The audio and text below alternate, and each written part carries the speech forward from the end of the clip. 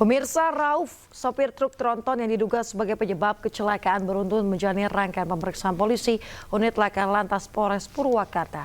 Hingga saat status sopir truk masih sebagai saksi, pemirsa. Setelah menjalani perawatan intensif di Rumah Sakit Abdul Razak selama 2 hari, Rauf, sopir truk tronton keluar dari rumah sakit. Menurut pihak Rumah Sakit Abdul Razak Purwakarta, Rauf yang mengalami gegar otak ringan di bagian kepala dan luka ringan akibat benturan di tubuh sudah dibawa polisi untuk menjalani pemeriksaan. Rauf keluar dari Rumah Sakit Abdul Razak pada Selasa sore kemarin dengan pengawalan polisi. Rangkaian penyelidikan masih dilakukan kepolisian untuk mengungkap penyebab pasti kecelakaan beruntun yang melibatkan 17 kendaraan dan menewaskan 1 orang di Tol Cipularang. Sementara 17 kendaraan yang terlibat kecelakaan saat ini tersimpan di penyimpanan barang bukti kecelakaan Polderek di depan gerbang Tol Jatiluhur. Sendiri sekarang masih dirawatkah atau sudah pulang dan kondisinya seperti apa terakhir? Untuk Tuan Rauf ini sebagai supir truknya ya, ini sudah dinyatakan layak untuk pulang. Sudah dinyatakan untuk layak untuk pulang, kemudian dilakukan pemeriksaan lebih lanjut oleh laka lantas terkait. Masih di rumah sudah pulang atau? Sudah pulang, Tuan Rauf sendiri sudah pulang. Kapan pulangnya, Dok? Kemarin Sore? Ya. Oke. Luka yang diderita oleh supir sendiri apa sih?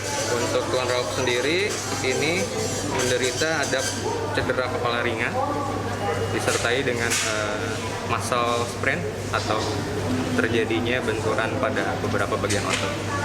Untuk keadaan umumnya sendiri itu baik, oleh karena itu bisa dinyatakan untuk.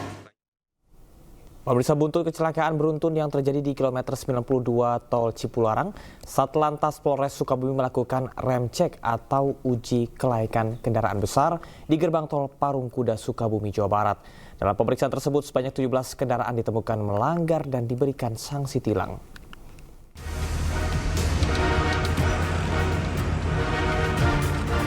Satu persatu kendaraan truk yang melintas di Jalan Raya Sukabumi Bogor, tepatnya di gerbang tol Parungkuda, Kabupaten Sukabumi, Jawa Barat, dilakukan rem cek atau uji kelayakan kendaraan oleh petugas gabungan Satlantas dan Dinas Perhubungan Kabupaten Sukabumi.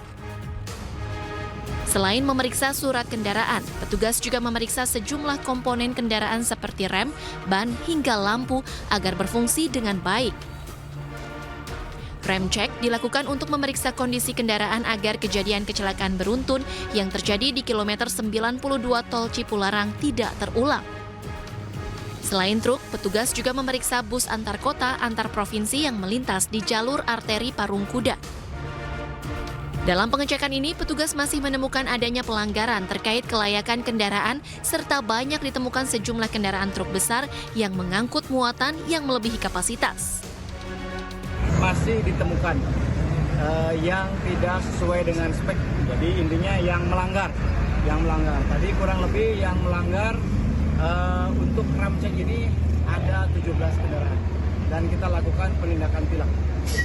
DO barang dan lain-lain, ternyata masih banyak kendaraan yang mengangkut barang khususnya melebihi kapasitas normal.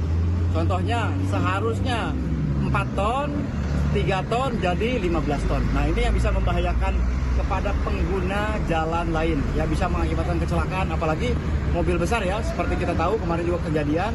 Mudah-mudahan tidak kejadian di wilayah manapun.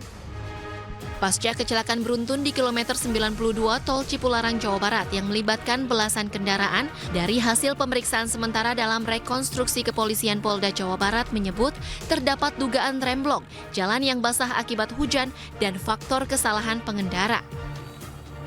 Kecelakaan beruntun terjadi di Tol Cipularang kilometer 92 arah Jakarta yang mengakibatkan belasan kendaraan rusak berat dan puluhan korban luka-luka, sementara 1 orang meninggal dunia. Tim Liputan iNews melaporkan.